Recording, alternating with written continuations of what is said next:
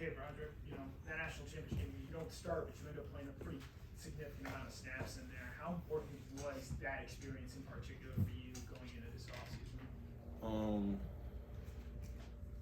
It was just a surreal feeling being able to play in a national championship game.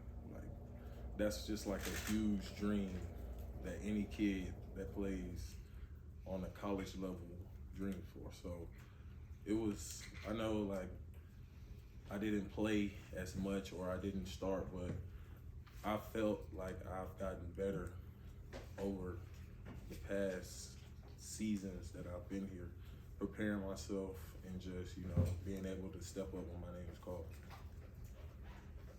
Yeah, Broderick, to that point, I guess I feel like I've asked this question to 4 or 5-star guys that came here, and everybody just expects all these fireworks when you show up on campus.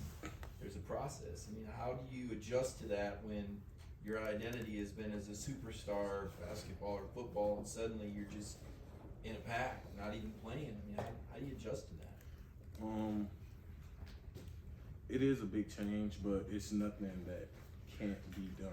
Like, you can't expect always to just go in and do what you're usually used to doing. Like, you have to change. Like, life is about changes. So if you're not able to make changes in your life, you won't be able to succeed. So I knew coming in that I was gonna be pushed to work harder and better myself as a player.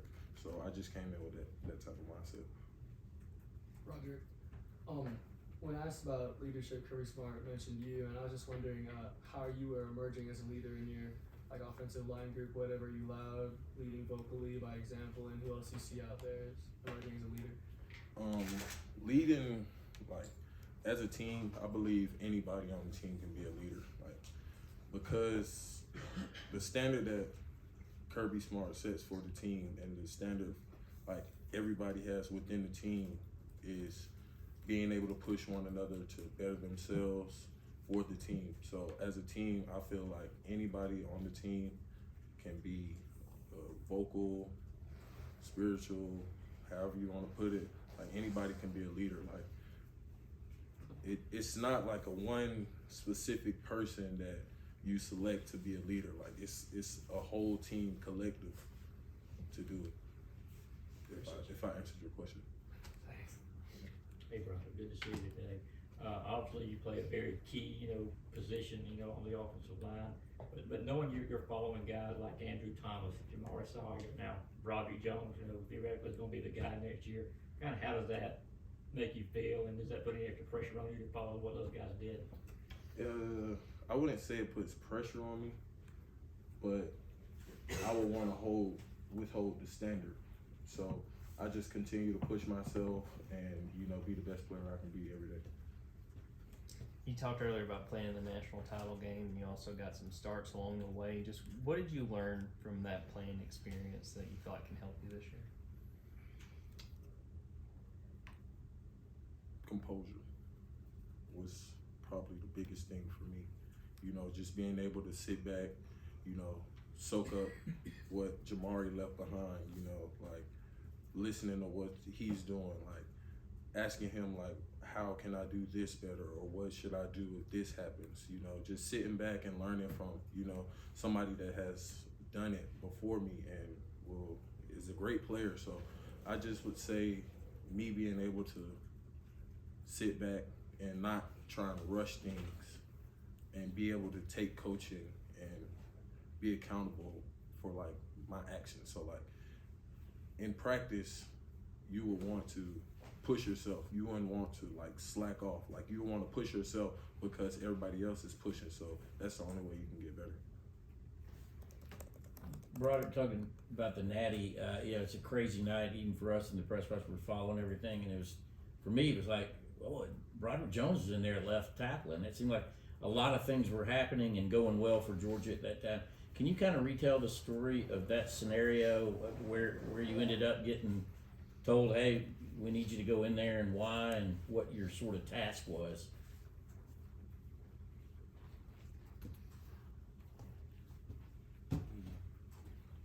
Was it second quarter? I think it was like late second quarter when I was called in, and I would just say, like I answered the question earlier, it was just a huge moment for me to be able to play in the national championship.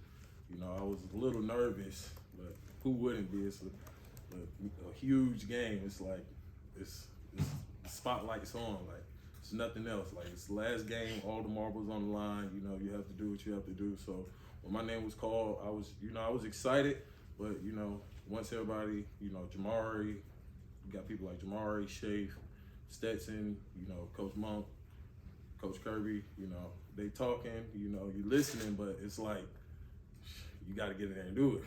So at the end of the day, you know, I wouldn't say I was nervous, but not to the extent where I couldn't perform at my best level.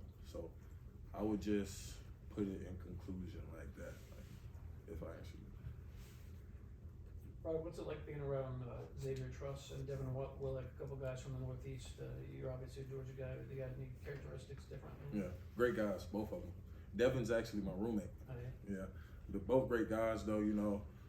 They work hard, keep their head down, you know, continue to push, weight room, team runs, you know, through it all. It's just always a grind.